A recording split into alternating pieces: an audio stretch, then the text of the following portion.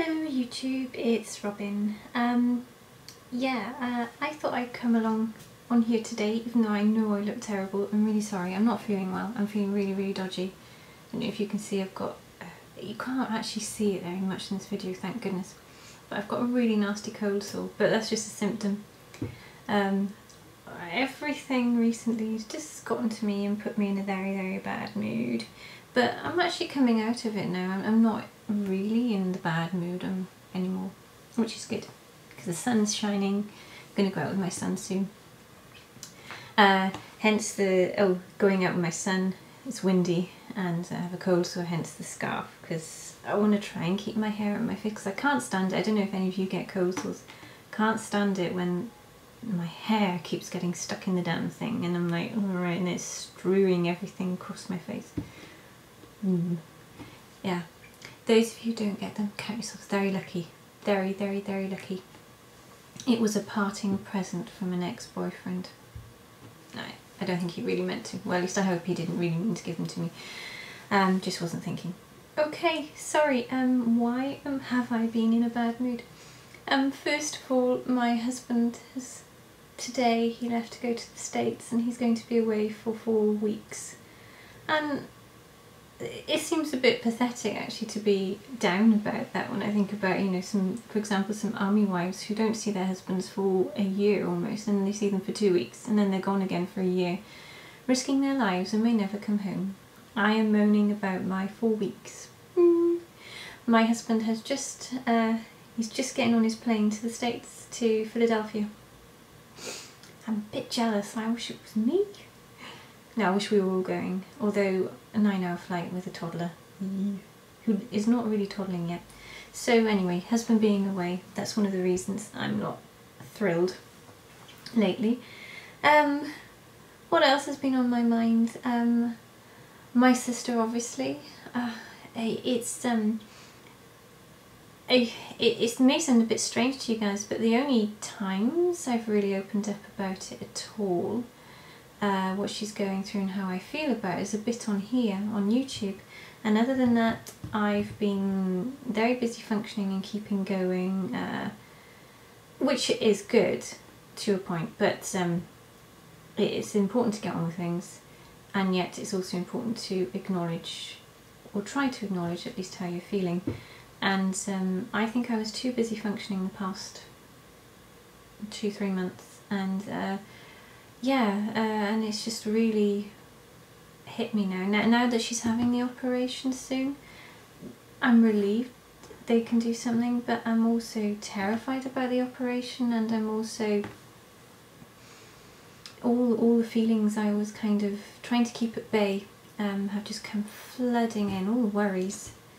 And I was worried before, as you could see, but it's really hit me, and yeah, it's kind of floored me a bit.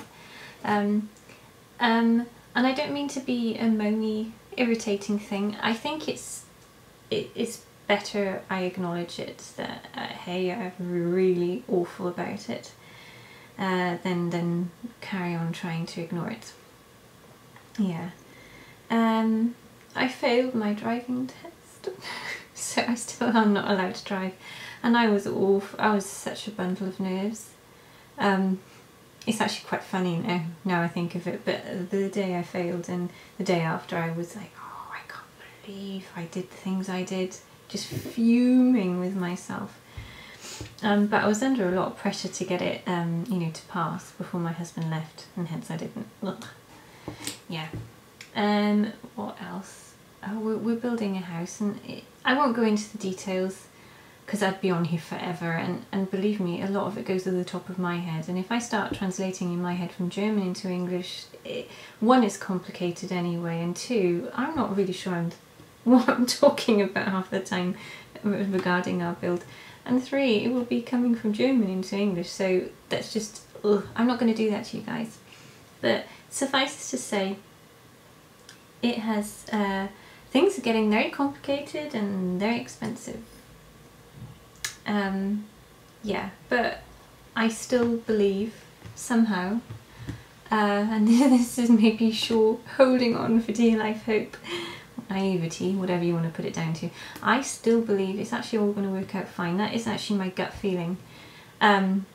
It's just hard to remind yourself of that sometimes. Anyone ever built a house,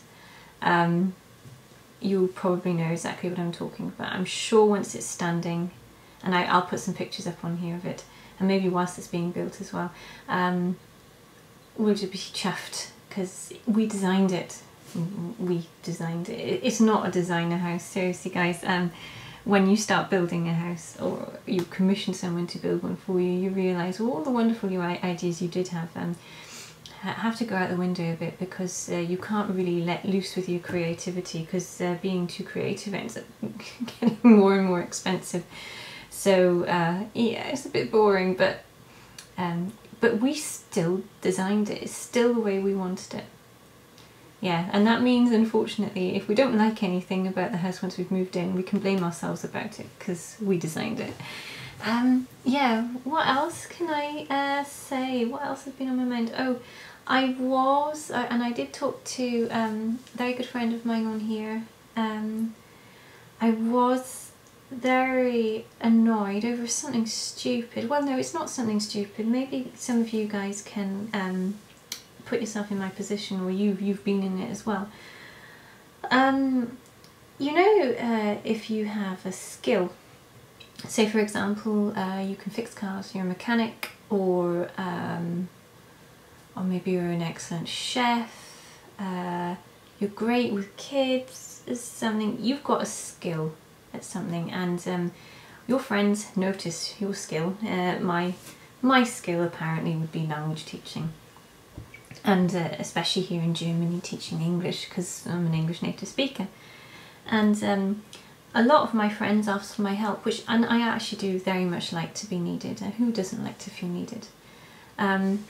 But it occurred to me with a particular friend, and not just with this one, but with one or two others, and I'm as much to blame for this as well, that there was a pattern developing of me being taken advantage of. I'll leave it at that. I'm not going to go into the ins and outs and do you think she was taking advantage of me, because I've actually gone through that in my own head now. But I felt seriously taken advantage of and not appreciated. You know, the effort I was putting into some of these lessons. I was getting money for it, but I gave an absolute bargain price. And you know, just to let you guys know, I did go to university for 7 years. What was I doing? I did actually work the whole time as well. And as disorganised as I've probably come across most of the time, I do actually in this one area know what I'm talking about, certainly more than just the average lay person. That doesn't mean the average lay person doesn't have the ability to maybe be better than me. It's just I've actually spent the time learning about all this stuff. So I do, and I actually do think I'm a good teacher, and I've had a lot of pupils and students say that to me, that they really like the way I teach. I put a lot of effort into, you know, this friend's lessons, and you know, really trying to improve her level in all skills: reading, writing, speaking, listening, very fast. And I was preparing, teaching, and then marking her work. You know, proper full-on teaching, not any just, oh, let's sit down and have a chat and I'll charge you for it.